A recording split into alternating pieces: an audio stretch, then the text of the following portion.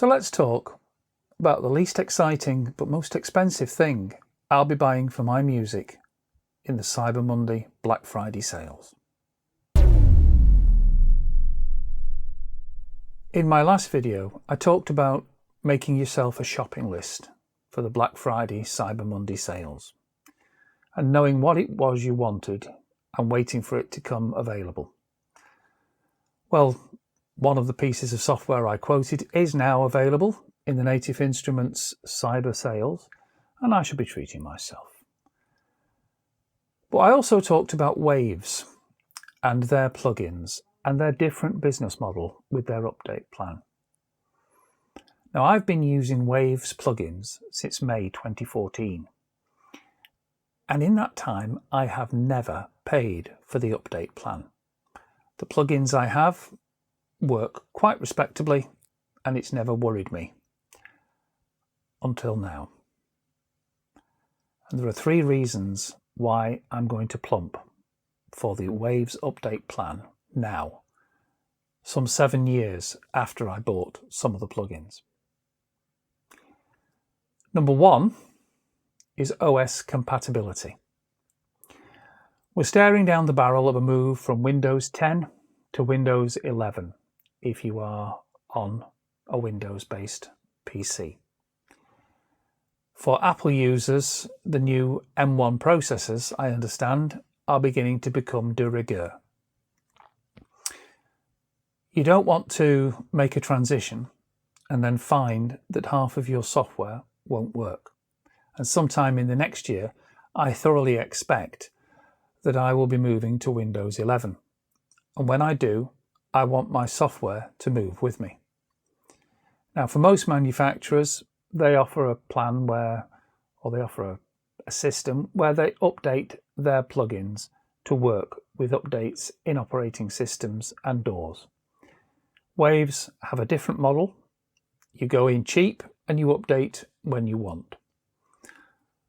But because I'm moving to Windows 11, and I have 44 Waves plugins, quite a few of which I use on a regular basis, I want to be sure that the ones I want are available to me.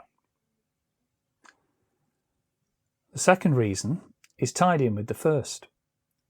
About this time of year, in fact, as I sit here on the 18th of November, pretty much every year around this time, there is an update to Cubase. Cubase 10, Cubase 10.5, Cubase 11, but not this year. This year we've been told we'll be making a step change from Cubase 11 to Cubase 12 sometime in 2022. That will be compatible with Windows 11. It will also have the new licensing system. And again, I want to have the ability to update my plugins to reflect my new DAW.